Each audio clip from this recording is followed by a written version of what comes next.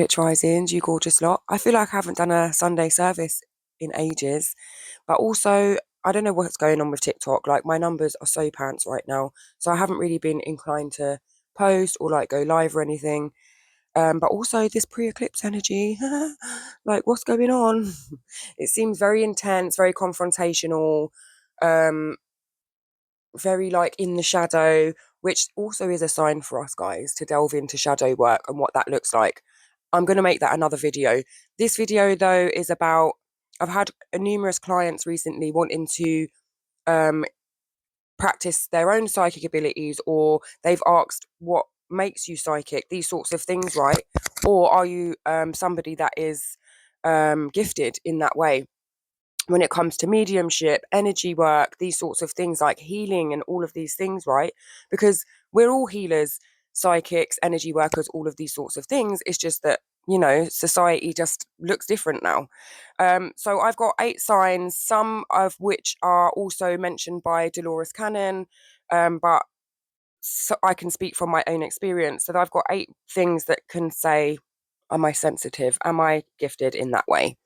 So the first one being, are you sensitive to energy? Are you very sensitive to energy? What does that, like, people that are sensitive to energy would know that.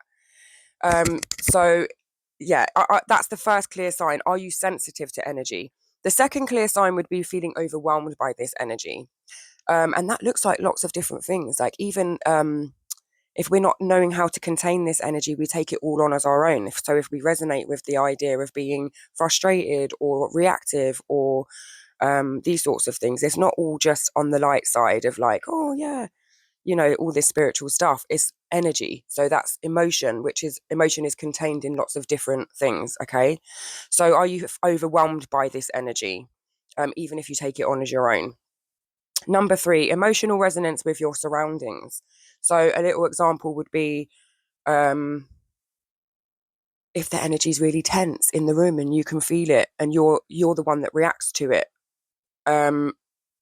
So then, yeah, you're reactive, if that makes sense. And or one time my daughter was telling me a story that was quite emotional, but I got really emotional and I couldn't understand why. And I even said, I don't know why I'm getting so upset. This story doesn't even feel, like this sad worthy, if that makes sense. And my spirit guides quietly said, look to the left. So I looked to the left and we were walking past a hospital.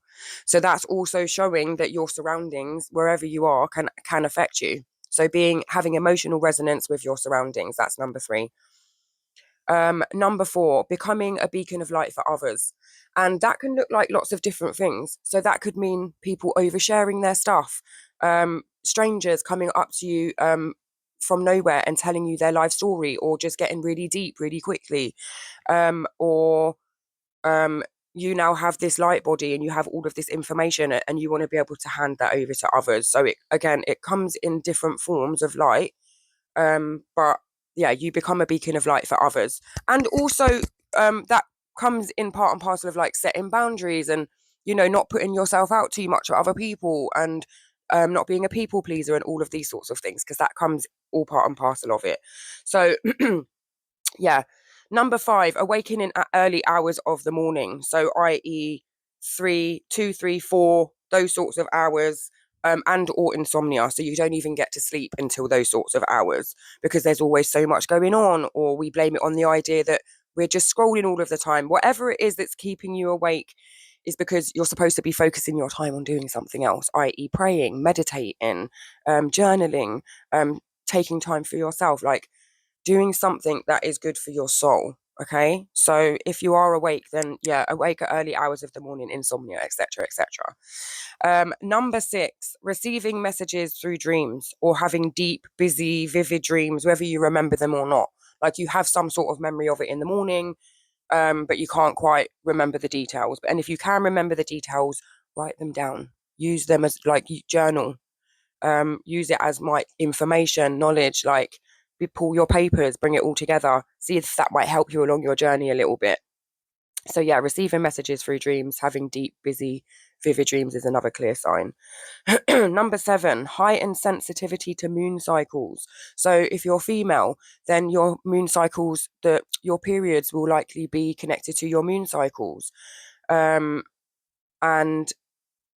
if you don't get periods, then your moods in general, just when the new moon is coming, the full moon.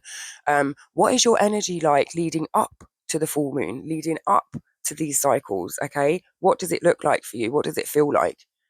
Because all of this is about your energy and being able to feel the energy of others. So it's about, you know, figuring out what's yours and then learning what isn't. So yeah, heightened sensitivity to moon cycles, whether that be moods or periods. The last one, number 8, receiving prophetic visions or conscious messages, like insight, foresight, deja vu, these sorts of things. Also, yeah, being able to prophesize, so being able to feel and read energy on people, being able to just know that you're resonating with this conscious message and you do want to pass it on to somebody, these sorts of things. What I would say is trust it every flipping time. Trust it. Trust it. Who cares? Be delusional. Be the one that looks crazy to others. I've done readings for people where I've given them a message and it's taken them until the next day or next week to realize, for it to resonate.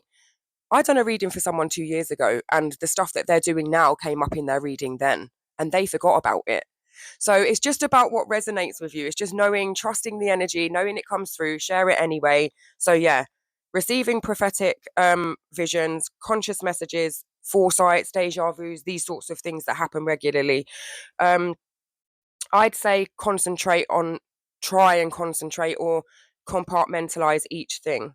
So if you're getting visions and things like that, like actual visions where you can see things, um, and if you're very much in your shadow and there's a lot of shadow work to do, that can come through as negative and a little bit scary. So try not to fear it. Trust yourself as much as you can. Like I mentioned in the beginning of the video, try and work on your shadow a little bit, do a little bit of shadow work, especially in this pre-eclipse and this eclipse kind of like energy coming in, and see if it makes you feel any different. Empower yourself. It's all energy, man. We got to be able to utilize it and alchemize it and transmute it into beautiful things. I hope that helps. Enjoy your Sunday. Send in love.